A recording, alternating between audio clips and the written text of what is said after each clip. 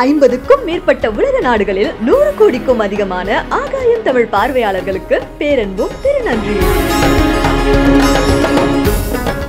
என்ன கண்ணுங்களா, எல்லாரும் எப்படி இருக்கீங்க?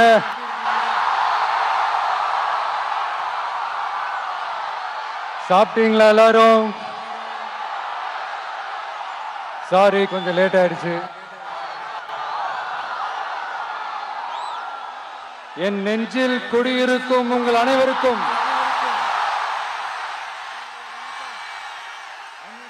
என்னுடைய வணக்கம்.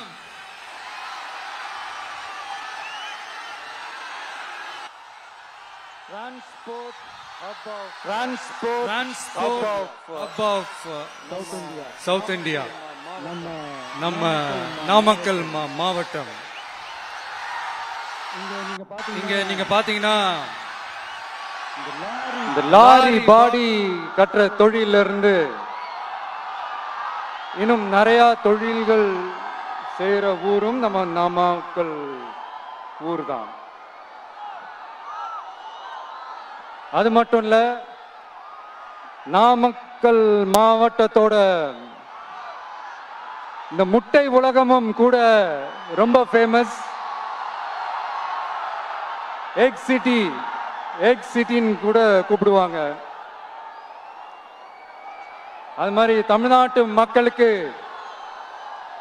இந்த சத்தான உணவு முட்டை கொடுக்கிற ஊர் மட்டும் இல்ல, தமிழ்நாட்டு மக்களுக்கு உணர்ச்சி ஊற்ற மண்ணும் கூட. இதை நான் ஏன் சொல்றேன்னா, ரெண்டு வரிகள் சொன்னா உங்களுக்கு ஈஸியா கனெக்ட் ஆகும். தமிழன் என்று சொல்லடா, தலை நிமிர்ந்து நில்லடா. எப்படி? தமிழன் என்று சொல்லடா, தலை நிமிர்ந்து நில்லடா. இந்த நாடி நரம்பெல்லாம் ரத்தம் பாய்ச்சுற இந்த வரிகளை எழுதினது யார் தெரியும்ல? யார் எழுதுனா? விஜயகாந்த் சார் சொன்னாரு. ஆனா நம்ம அண்ணன் கேப்டன் அவர்களுக்கு மட்டும் இல்ல, நமக்கும் சேர்த்து எழுதின இந்த வரிகளை யார் எழுதினது தெரியும்ல? நாமக்கல் மாவட்டத்தை சேர்ந்த மேகனூர்ல பிறந்த நாமக்கல் கவிஞர்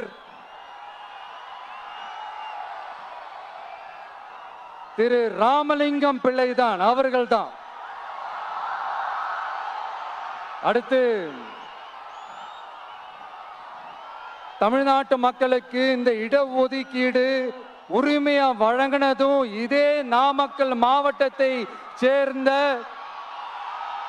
திருச்செங்கோடு பகுதியில் இருக்கிற ஒருத்தர் தான்.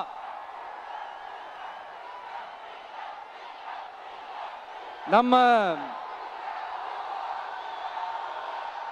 சென்னை மாகாணத்தோட முதலமைச்சரா இருந்த சுப்பராயன் அவர்கள். அவர்தான் அந்த மாபெரும் மனிதர்.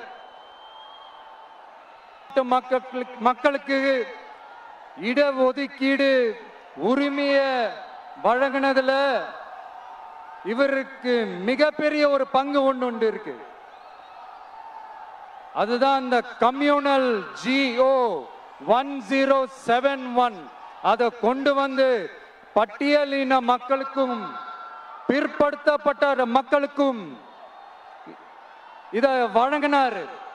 அதனாலதான் அவரு முதலமைச்சரா பதவியேற்றதுக்கு அப்புறம் முதல் தமிழர் அப்படின்ற அந்த பெருமையோட சொன்னது மட்டும் இல்லாம, இதே நாமக்கல்ல அவருக்காக ஒரு மணிமண்டபம் கட்டுவோம்னு வாக்குறுதி நம்பர் 456 கொடுத்தது யாரு?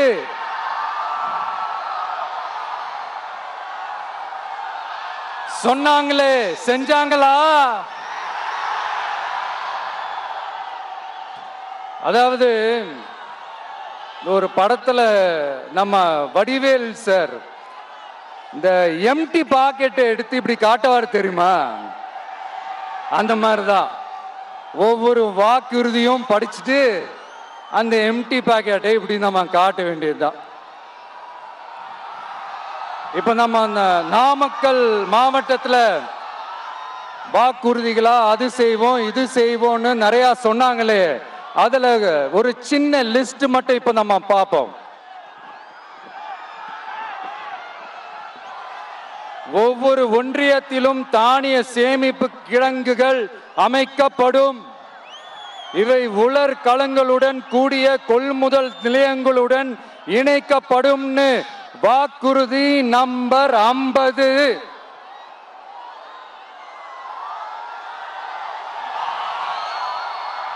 கொப்பரை தேங்காயை தமிழக அரசே கொள்முதல் செய்யும். அதிலிருந்து தேங்காய் எண்ணெயை உற்பத்தி செய்து நியாய விலை கடைகள் மூலம் விற்பனை செய்ய நடவடிக்கை எடுக்கப்படும். வாக்குறுதி நம்பர் 66.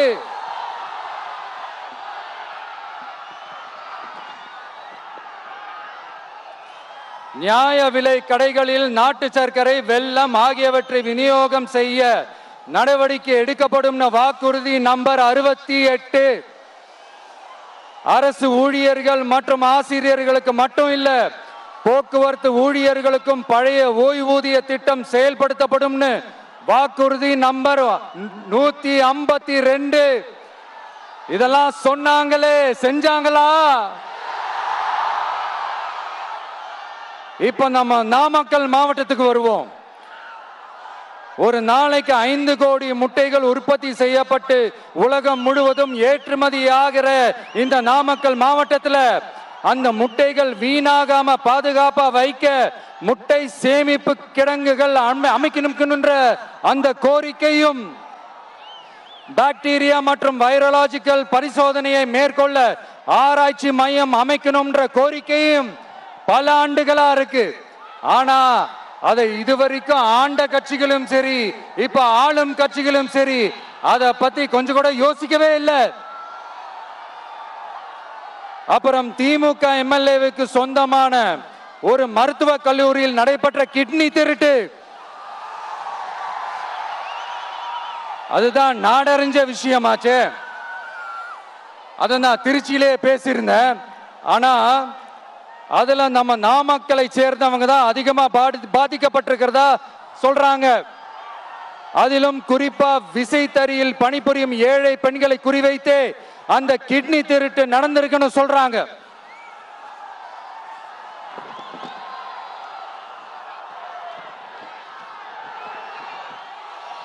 இதுல ஈடுபட்டவங்கள யாரா இருந்தாலும் நம்ம ஆட்சி அமைஞ்சதும் கடுமையாக தண்டிக்கப்படுவார்கள்.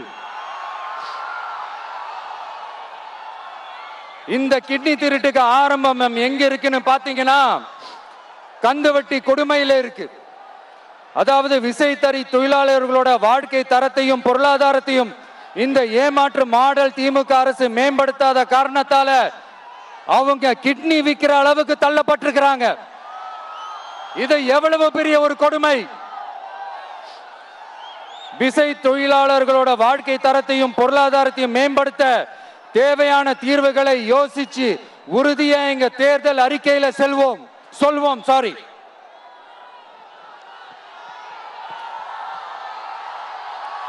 நான்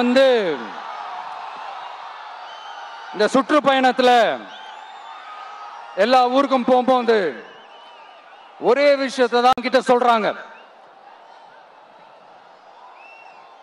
அடிப்படை சாலை வசதி, குடிக்க நல்ல குடிநீர்,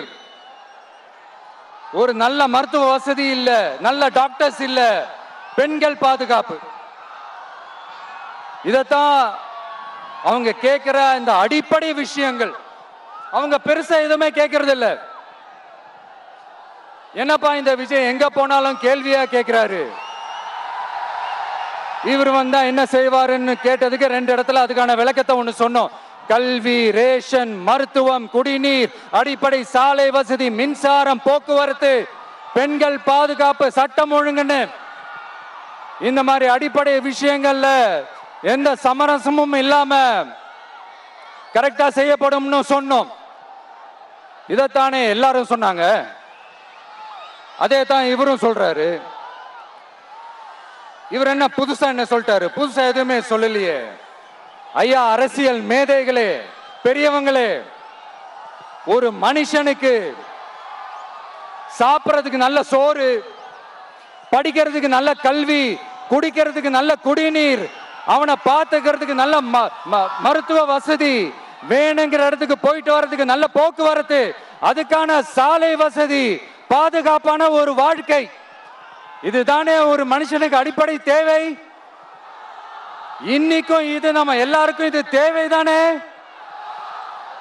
அப்புறம் அதை சரியா செய்வோம்னு சொல்றது தானே சரி. அதனாலதான் சொன்னோம், எது நடைக்கு சாத்தியமோ, எது உண்மையோ அதை மட்டும் தான் சொல்லுவோம், அதை மட்டும் தான் செய்வோம். இந்த திமுக மாதிரி பொய்யான வாக்குறுதிகளை எப்பவுமே கொடுக்க மாட்டோம்.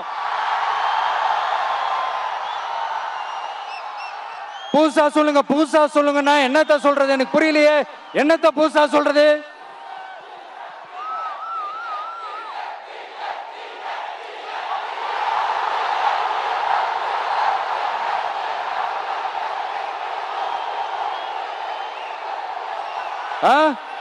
புதுசா என்னப்பா சொல்றது? செவ்வாய் கிரகத்துல ஐடி கம்பெனி கட்டப்படும், காத்துல கல்வீடு கட்டப்படும், அமெரிக்காவுக்கு ஒத்தடி பாதை போதப்படும், வீட்டுக்குள்ளே ஏரோப்ளேன் ஓட்டப்படும். இந்த மாதிரி அடிச்சு விடுவோமா? நம்ம சிஎம் அவர்கள் அடிச்சு விடுவாரு, அந்த மாதிரி அடிச்சு விடுவோமா?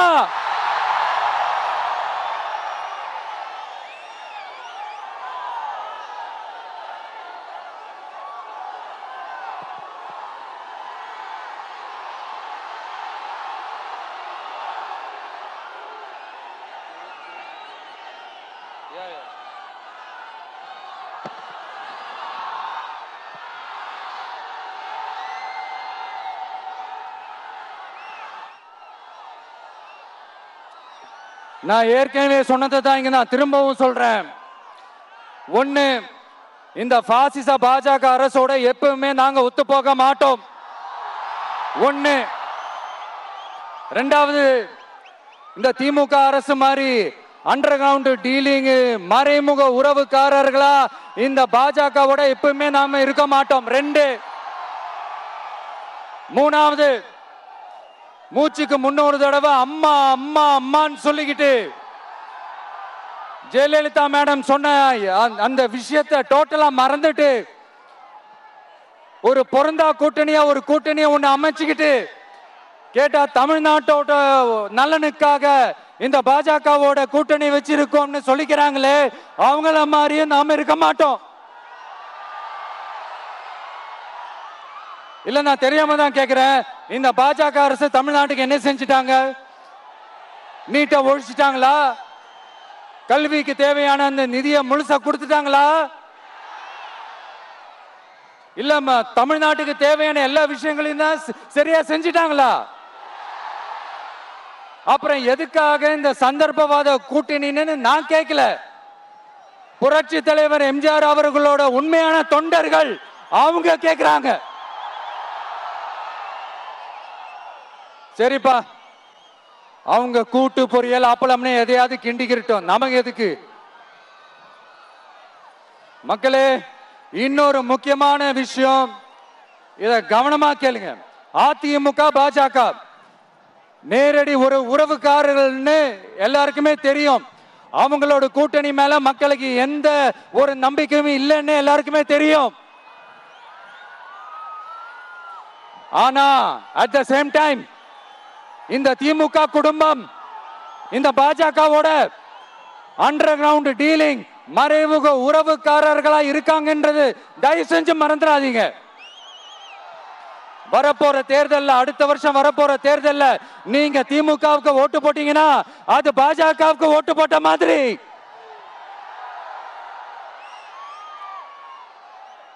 வெளியில அடிச்சுக்கிற மாதிரி அடிச்சுப்பாங்க, ஆனா உள்ளுக்குள்ள வேணாம் மக்களே, ஜாக்கிரதை, யோசிங்க.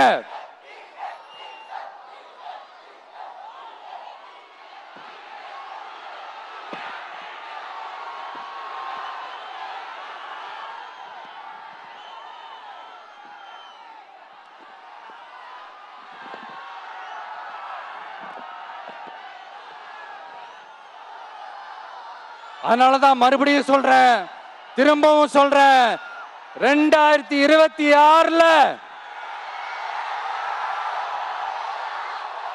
ஒண்ணு இன்னொன்னு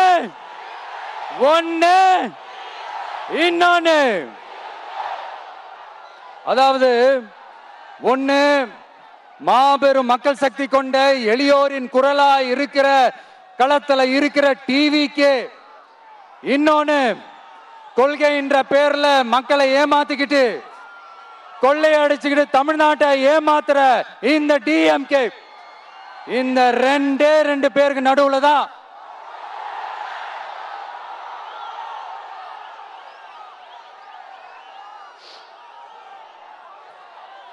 இப்படி ஒரு மோசமான ஒரு ஆட்சியை கொடுக்கறாங்களே, இந்த திமுக அரசு மறுபடியும் ஆட்சிக்கு வரணுமா? உங்க உண்மையான மக்களாட்சி, மனசாட்சி உள்ள மக்களாட்சி, உங்க நம்ம டிவிக்கு மறுபடியும் ஆட்சி அமைக்கணுமா? சாரி, இப்ப ஆட்சி அமைக்கணுமான்னு கேட்டேன். சாரி.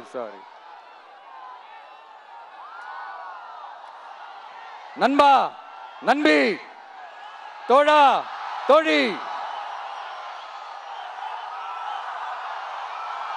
என் மேல இவ்வளவு நம்பிக்கை வச்சிருக்கிறீங்களா? என்ன இவ்வளவு நம்புறீங்களா? பார்த்தலாம், ஒரு கை பார்த்தலாம். சத்தியமா சொல்றேன், நானும் ஒரு 2-3 வாரத்துக்கு முன்னாடி என்னமோ ஏதோ நினைச்சேன். பார்த்தலாம், சத்தியமா பார்த்தலாம். கான்பிடண்டா இருங்க மக்களே, நல்லதே நடக்கும், வெற்றி நிச்சயம். மீண்டும் சந்திக்கும் வரை நன்றி, வணக்கம்.